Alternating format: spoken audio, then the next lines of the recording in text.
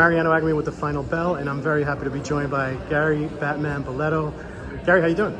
Good, I'm good. Good as always. You have a big fight coming up next Saturday, November 9th at Foxwoods Resort Casino. That's right. Your opponent, Bruno Quintanilha. Yeah. How's training going for that pronounce fight? Pronounce it good. Thanks, man. How's training going for that fight? Perfectly. We've got another great camp in. Seems like the more I do it, the more I get it down to a sweet science, and I feel great, feel better than ever. Absolutely. Looking at his record, he's won 4 out of his last 5 fights, but 2 out of 3 losses came from a rear naked chokehold, which is exactly how you won your welterweight bout against I know James Cannon, and your other fight right after Pat that, Casey. And Pat Casey. Yep. Is the smart money on a rear naked chokehold here by Gary Balletto? It's never off the table. It's never off the table. A lot of times, the fight's going well on the feed, and things transition, and sometimes it's just the safest and cleanest option. So we can all go home without brain trauma. What else do you know about Bruno? Not much. Brazilian, tough guy. Yeah. So, those guys don't give a shit. They're gonna come in hot. Yeah, so, absolutely. Just like all of them, they're all here to win. Yeah, for sure.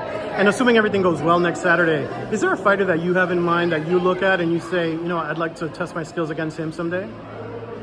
No, not in particular. I kind of just go where the wind blows, and whatever they assign to me next, I have a fantastic team around me with CES and Jimmy Birchfield, and I have the best coaches, and of course my dad, and so I'm fortunate to not have to worry about any of that. They just point and I just go. Absolutely. Well, the last time you and I spoke, you also told me you were interested in joining Dana White's Contender Series. Yeah. Is that something that's still in the works? We have been in talks with their matchmakers quite a bit, and we've actually had some opportunities come up that unfortunately fell through. So we're just got our fingers crossed and hoping something comes up again and it goes through. Hope so, man. I hope to see that. Thank you. Look, well, you're not here for this interview with me. We're here to honor your dad, who is an inductee in the Connecticut Boxing Hall of Fame today. And we just saw it. What are your impressions? How does that feel for you? It's unbelievable, and it's so warming to see him still achieving things, at a time where, I'm sure he thought there was nothing left for him to do. And I use this as such a motivational example that he's been more successful this past decade with this injury than he had his whole life before.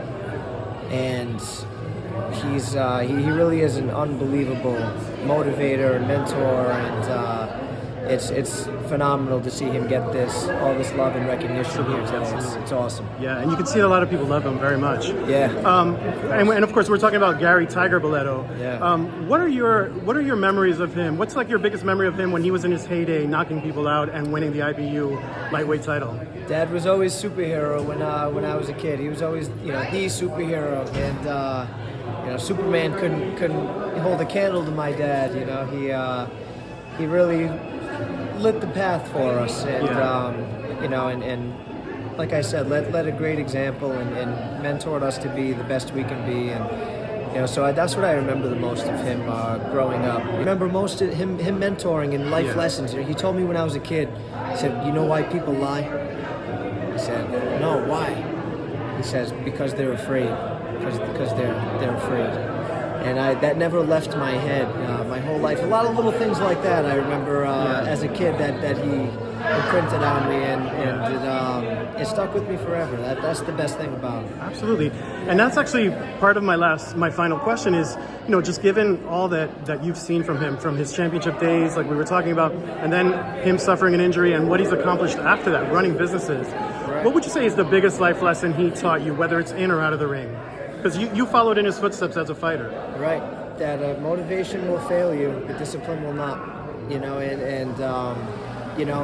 I can't imagine the days that he's had sitting back and feeling angry and at the world and sorry for himself, and then for some reason, I don't know if he doesn't tell us about that. We only ever see him just at it the next day. Every morning he's up he's doing his projects, and he's bouncing around, and he's helping other people and guiding them, and it's that's the example we try to follow. That he's really set the bar high. Yeah, he did. He definitely did. And you're achieving a lot. Already a 2-weight world champion in MMA, burgeoning boxing career,